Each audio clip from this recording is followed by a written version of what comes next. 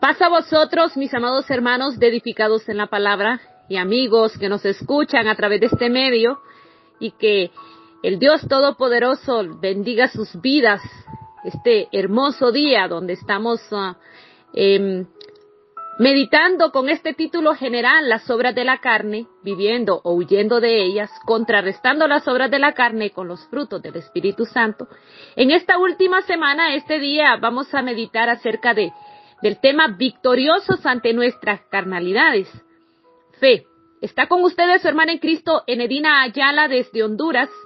Y hoy tenemos como texto base para esta reflexión Romanos capítulo 6, versículos 12 y 13, que dice de la siguiente manera: Por lo tanto, no permitan ustedes que el pecado reine en su cuerpo mortal, ni obedezcan a sus malos deseos.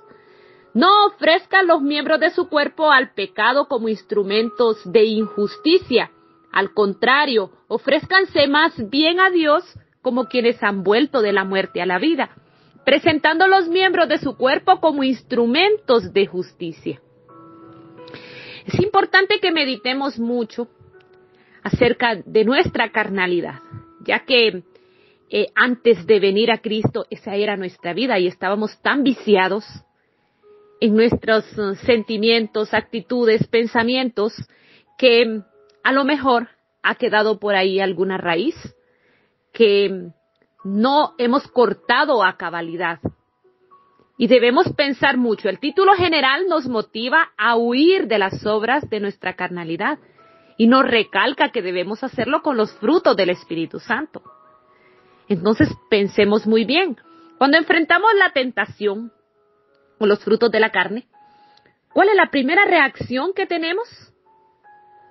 ¿O será que estamos meditando a diario cuáles son las tentaciones que estamos enfrentando cada día? ¿Estamos reconociendo nuestras debilidades delante de Jesús? ¿O estamos accionando humanos y autosuficientes, creyendo que no necesitamos esa fortaleza de la que la Biblia también nos exhorta que la pongamos en práctica? Santiago 1, 12 en adelante dice: Bienaventurado el varón que soporta la tentación, porque cuando haya resistido la prueba recibirá la corona de vida que Dios ha prometido a los que le aman. Nos habla de una bienaventuranza, pero eso significa que hay tentación a nuestro alrededor y que necesitamos poner esa resistencia, y no es un momento único, sino que es en todo tiempo. Dice el versículo 13, cuando alguno es tentado, no diga que es tentado de parte de Dios, porque Dios no puede ser tentado por el mal, ni Él tienta a nadie, sino que cada uno es tentado cuando de su propia concupiscencia es atraído y seducido. Entonces la concupiscencia, después que ha concebido, da a luz el pecado, y el pecado, siendo consumado, da a luz la muerte. Amados míos, no erréis. Es una advertencia que nos está haciendo y nos dice que no digamos que Dios puso esa tentación frente a nosotros. O también algunos dicen: es que Satanás me empujó a hacerlo. Y debemos entender que el problema está dentro de nosotros. Nuestra propia concupiscencia es la que atrae o que nos hace sentirnos atraídos y seducidos ante ciertas situaciones. Y en ese punto debemos meditar. ¿Pero qué es concupiscencia? Pues eso es un anhelo exagerado de satisfacer deseos terrenales, deseos carnales, alejándonos de lo espiritual y de eso profundo que Cristo quiere hacer en nuestros corazones. Es un deseo desmedido de satisfacción carnal, un apetito que se relaciona con lo sexual, con lo opuesto a lo racional.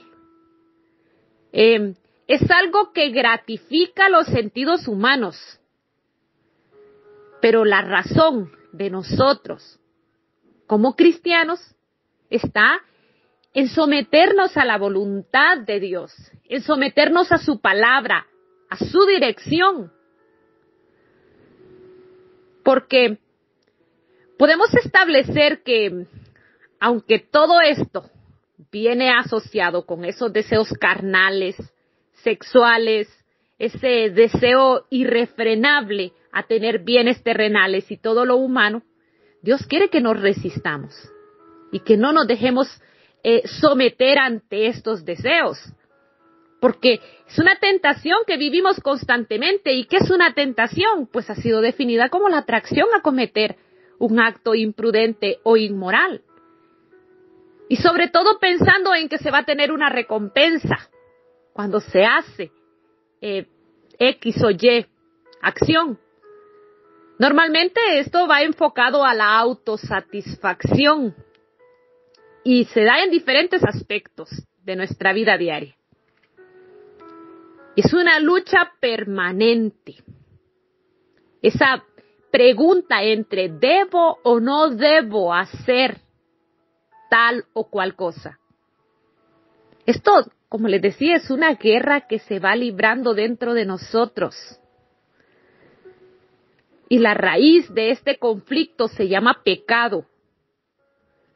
Por naturaleza todos hemos nacido pecadores y estuvimos separados de Dios por ese pecado. Quien no ha venido a Cristo y no ha entregado su vida en sus manos, entonces sigue separado de Dios por ese pecado. Pero en medio de todo esto debemos entender que venimos a Cristo, que Él nos limpia, pero que hay en nuestra humana forma de ser un deseo de una naturaleza humana en el que queremos vivir como humanos. Pero cuando ya somos espirituales, también hay un deseo espiritual donde queremos vivir bajo la voluntad de lo que Dios prescribe. En Cristo tenemos una vida nueva y un espíritu nuevo. Así dice 2 Corintios 5:17. De modo que si alguno está en Cristo, nueva criatura es. Las cosas viejas pasaron, he aquí todas son hechas nuevas. Si ya somos una persona renovada, cambiada y transformada, pues el Espíritu Santo que habita en nosotros, desde el momento en que nos depositamos en Jesús, en su confianza, en su dirección, nos capacita para elegir la obediencia en lugar de rebeldía. Aún así, a veces estamos pensando entre dos cosas, entre un sí o un no. Y debemos entender que no podemos continuar de esa manera. Nuestros pensamientos deben entregarse a la sincera fidelidad a Cristo. Y aunque es importante que entendamos que nuestros deseos naturales nos fueron dados por Dios. O sea, por ejemplo, Dios nos dio ese deseo y esa necesidad de comer. Pero cuando queremos comer de más o de menos de lo que debemos y que nuestro cuerpo necesita, porque a lo mejor queremos estar a la moda, o por glotonería, aunque de alguna manera esto perjudique nuestra salud, continuamos ahí y así perjudicamos nuestro cuerpo, que es templo y morada del Espíritu Santo, pues ese deseo ya no es el natural que Dios ha puesto en nosotros, sino que es ilegítimo y está apegado a las obras de la carne. Siempre que sobrepasamos los límites que Dios ha estipulado, entramos en terreno pecaminoso, sin importar en qué área de nuestra vida sea. La tentación está allí. La concupiscencia constantemente nos quiere seducir y por eso necesitamos meditar y ser sabios y direccionar nuestra vida con el amor que sentimos hacia Dios, hacia su Hijo, hacia nuestro único y suficiente Salvador y dejarnos guiar por ese amor que Cristo quiere depositar en nosotros a través de su palabra, de nuestra obediencia a esa palabra que está dictada para que la viva, para que usted y yo la vivamos. Primera de Juan 2:15-17 dice, no améis al mundo, ni las cosas que están en el mundo. Si alguno ama al mundo, el amor del Padre no está en él. Porque todo lo que hay en el mundo, los deseos de la carne, los deseos de los ojos y la vanagloria de la vida no proviene del Padre, sino del mundo. Y el mundo pasa y sus deseos, pero el que hace la voluntad de Dios permanece para siempre. Debemos aprender a amar a Jesús en todo tiempo y con todas y cada una de las cosas que hagamos, que vivamos. Si dejamos que nuestra naturaleza humana nos domine, no estamos siguiendo la voluntad de Dios, sino nuestros propios deseos. Y esa no es la manera de vivir de un cristiano que quiere ser como Jesús, ni que le ama, porque está viviendo de amor propio. Está siguiendo una cristiandad vana y vacía. Pensemos, si se nos hiciera un examen de ADN espiritual, si eso se pudiera hacer, ¿cuál sería el resultado? En un ADN se define quién es el padre de la persona a la que se somete el examen. Y en este caso, si fuese espiritual, solo hay dos: el creador, el todopoderoso, o el maligno. ¿Qué pasaría? Pues debemos entender que cuando nos hacemos este llamado de atención y en algún momento meditamos y pensamos, quizá soy más de acción mundana de lo que debo, entonces debemos entender que Jesús pagó por nuestros pecados en la cruz para purificarnos, que esa salvación que Él ya nos ha regalado es para transformarnos, para que no estemos apegados a nada de este mundo, sino más bien nos entreguemos en sus manos y nos dejemos transformar por Él. Y que a lo mejor usted, yo, no habíamos entendido con claridad esto y no nos hemos entregado para enfocarnos bajo esa luz que Él quiere marcar a través de su Espíritu en acciones en nuestra vida. Porque toda acción materialista enfocada a amar y a luchar por cosas humanas y materiales no valen la pena. Eso realmente no va a llevar a ninguna cosa buena. Aún nuestras luchas diarias, si eso es nuestro principal objetivo, el qué comer, el qué vestirnos y cómo obtener el dinero, no es ese el enfoque de nuestra vida. No vivimos para ser instrumentos solo de trabajo. Venimos a esta tierra para ser instrumentos espirituales, para hacer la voluntad de Dios, y Él se va a encargar de todo lo demás. Él nos va a dar la respuesta ante nuestras necesidades y ahí debe estar nuestra confianza, porque Él no nos falla. Jesús dijo en Lucas capítulo 12, versículo 15 en adelante, y les dijo, mirad, guardaos de toda avaricia, porque la vida del hombre no consiste en la abundancia de los bienes que posee. Ahí debemos entender, si estamos buscando vida, no se trata de cuántos bienes queremos poseer, sino qué tan cercanos a Jesús queremos estar, qué tan espirituales queremos ser. De lo demás Dios se encarga, y no es que esté en contra de cosas materiales, del dinero, que las personas que tienen dinero no pueden ser espirituales. Claro que se puede. Claro que hay personas que su corazón también lo han entregado a Jesús, y ese es el secreto. Pobre o rico, que Jesús actúe en nuestra vida. Que sea Él el que haga la acción, pero si nuestra vida solo está enfocada a cosas humanas, deseos, anhelos y teneres, no tiene sentido.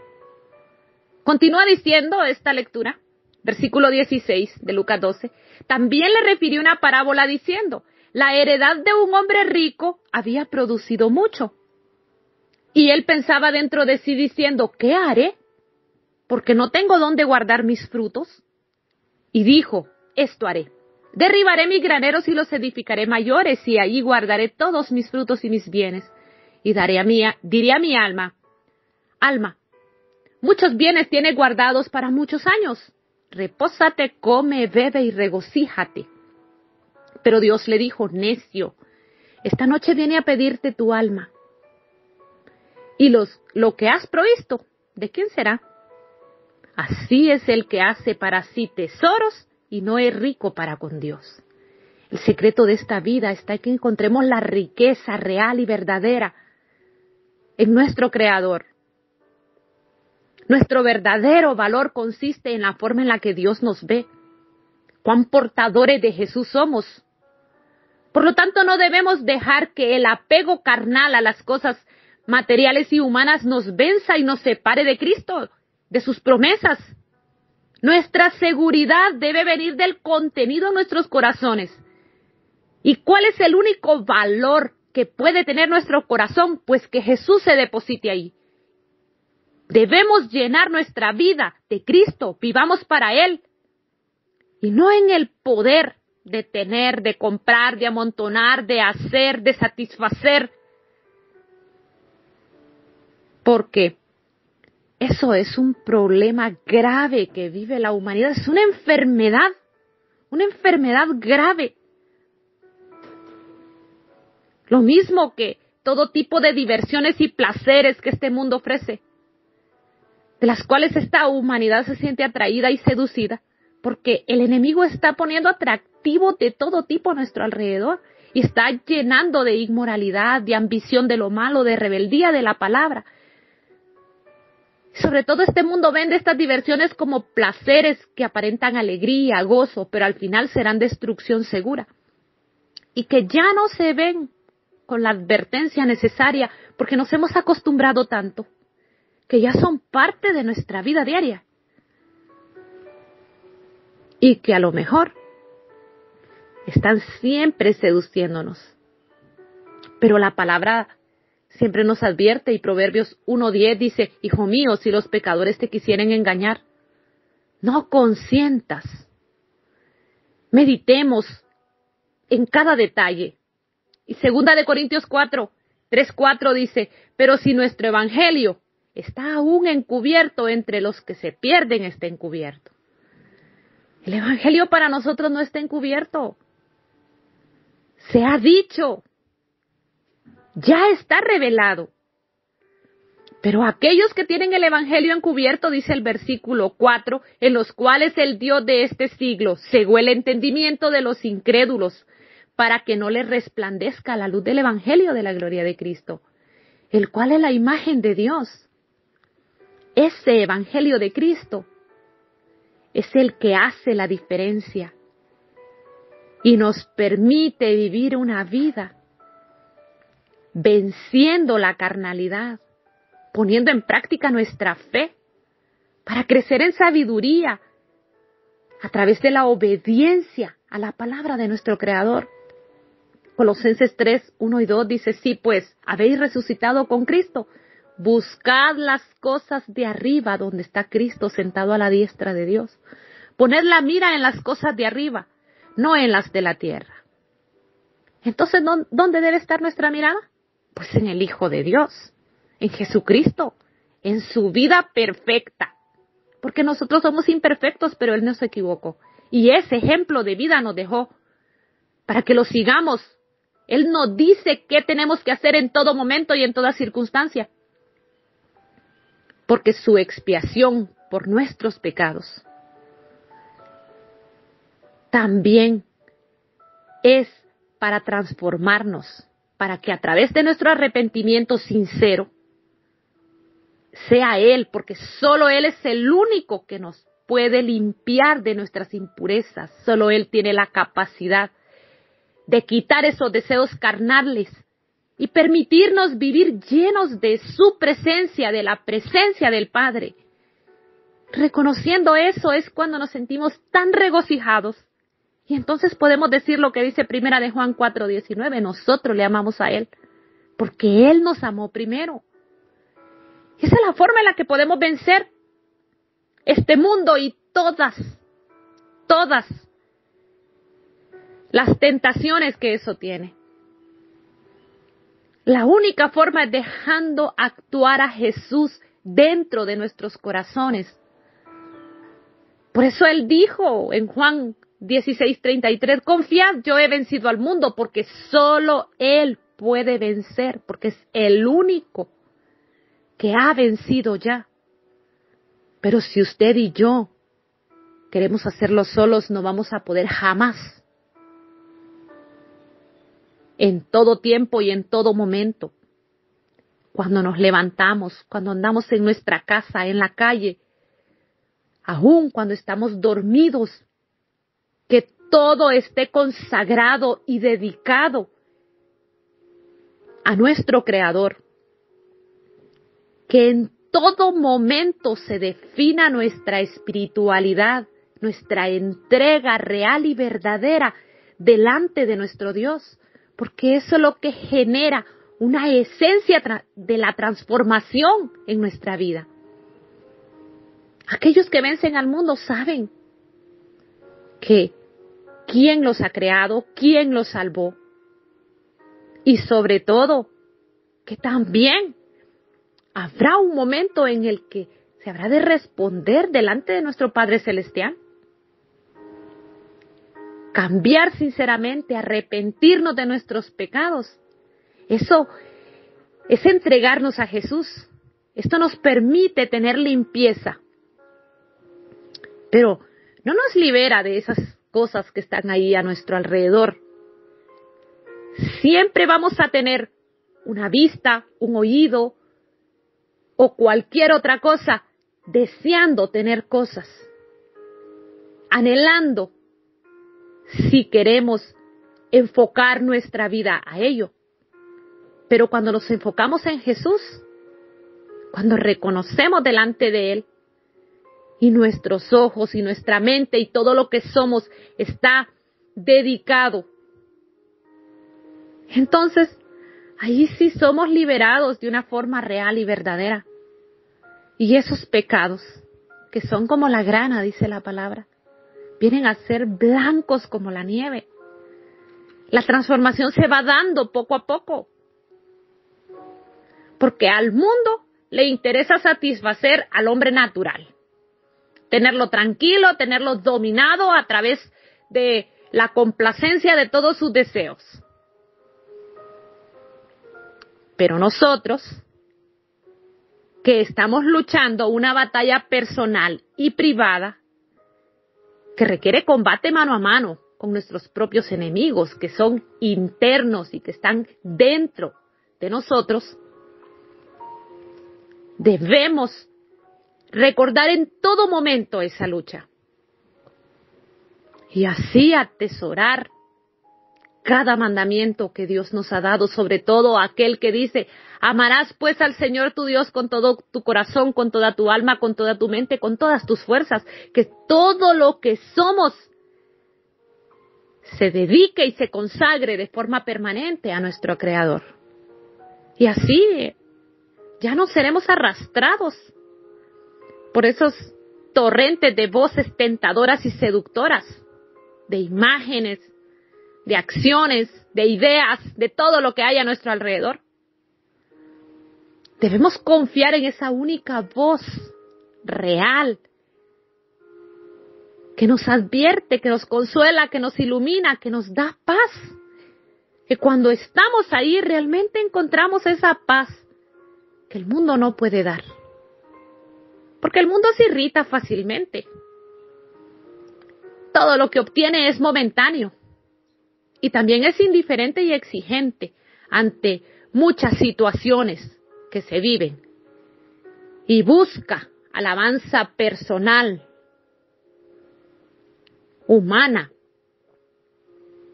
Pero cuando vencemos el mundo, Cristo produce en nosotros esa empatía, esa paciencia, esa compasión, esa humildad,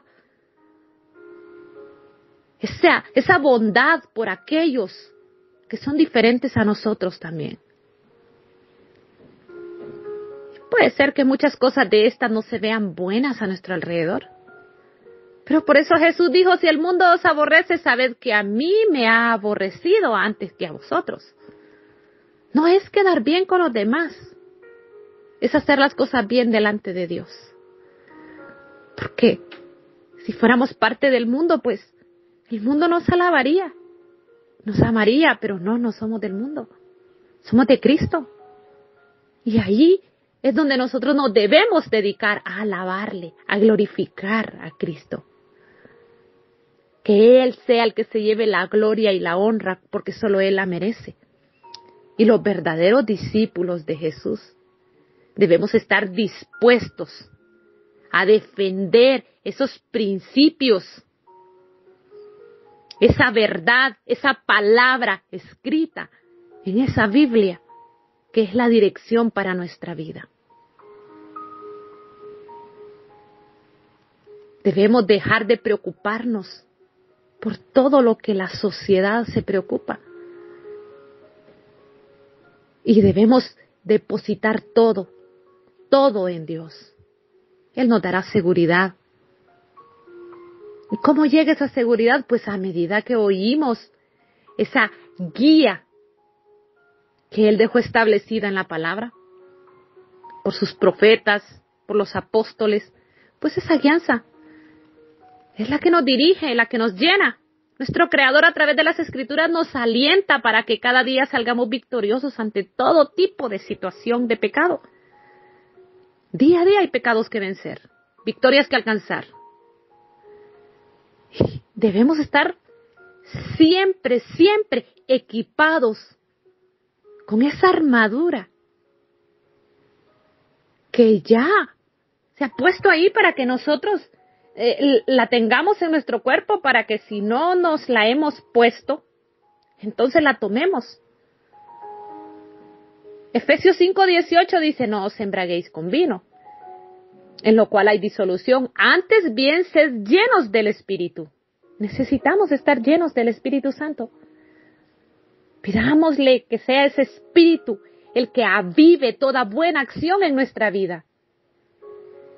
Y que sea la Biblia la que nos dirija, porque esa es la única palabra que conocemos como verdad. Y 2 de Timoteo 3:16 dice que toda la Escritura es inspirada por Dios y útil para enseñar, para redarguir, para corregir, para instruir en justicia, a fin de que el hombre de Dios sea perfecto y enteramente preparado para toda buena obra. Ahí encontraremos esa preparación necesaria, esa dirección y esa guía. Y no olvidemos de mantenernos en oración constante. Mateo 26:41 dice, velad y orad para que no entréis en tentación. El espíritu a la verdad está dispuesto, pero la carne es débil. La única forma de ganar esta lucha es poniendo en práctica nuestra fe. Y nuestra fe está llena de todos esos consejos bíblicos. Y esos consejos bíblicos hacen buena acción en nuestra vida cuando es el Espíritu Santo que lo produce. Y ese Espíritu Santo se mantendrá activo en la medida en la que nosotros estamos más cercanos a Jesús, a seguir sus huellas y a hacer lo que Él nos ha dicho que hagamos. Cada vez que nosotros hacemos la voluntad divina, el Creador es alabado y es glorificado por nuestra vida, nuestra acción, todo lo que somos. Y entonces sí podemos decir, soy cristiano, soy creyente. Y ahí tendremos esta lucha, esta batalla ganada y segura, porque no la estamos llevando nosotros. Porque la única solución es vivir y entregarnos en las manos del Creador, en su Hijo, quien murió en aquella cruz para pagar nuestros pecados y para transformarnos. Porque así como el pecado trae muerte, la dádiva de Dios es vida eterna en Cristo Jesús. Y en ese sendero Dios nos quiere llevar de forma constante. No se resista, no nos resistamos. Dejemos ese maravilloso milagro accionar en nuestra vida. Vengamos en oración. Padre Celestial, en este momento, gracias, mi Dios, gracias por todo, por tu presencia, porque tú eres el que diriges nuestra vida, nos llenas y nos permites reconocer hasta los más mínimos detalles en los que nos estamos equivocando. Hay muchas cosas que nos faltan todavía, mi Dios, y por eso te pedimos siempre tu dirección, que perdones todos nuestros pecados, pero que nos guíes y que nunca nos dejes, que nos lleves de la mano para que podamos crecer y ser cada vez más cercanos a esa imagen que tú quieres hacer de nuestra vida. Haz tu voluntad en nosotros, mi Dios, y haznos conforme a lo que tú quieres que nosotros seamos. Tú has marcado una imagen de ese hombre, de esa mujer en cada uno. Haznos, mi Dios, guíanos, dirígenos, transfórmanos, renuévanos y haz tu voluntad en cada uno. En este momento, mi Dios, todos los que estamos uniendo nuestras mentes, nuestros corazones para elevar una plegaria juntos delante de ti. Queremos, mi Dios, que acciones conforme a tu voluntad para salvación, para vida eterna. En aquellos, mi Dios, que todavía no han entregado tu vida a ti, pero que en este momento sienten ese anhelo de hacerlo. Haz tu voluntad también, mi Dios, porque tu voluntad es que todos los hombres lleguen al conocimiento de la verdad y sean salvos. Por eso, mi Dios, en todo tiempo, en toda circunstancia, en toda situación, en todo lo que estemos viviendo, te rogamos, haz tu voluntad, la cual sabemos, mi Dios, que es para bien, que lo que quieres es hacer de nosotros toda buena obra. Y por eso, mi Dios, confiadamente, nos entregamos en tus manos, así como te pedimos también porque bendigas la vida de cada uno de los hermanos, de las hermanas en estos grupos, mi Dios, y que escuchan estos mensajes, y que dedican un tiempo, mi Dios, o dedicamos un tiempo para poder aprender de tu palabra.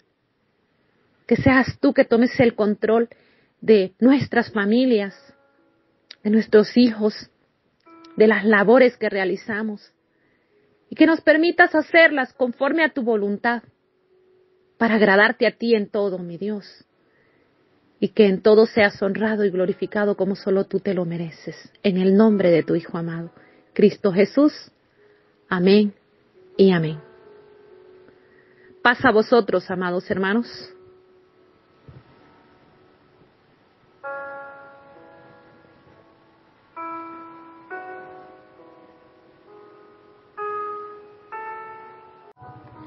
Paz a vosotros, mis amados hermanos.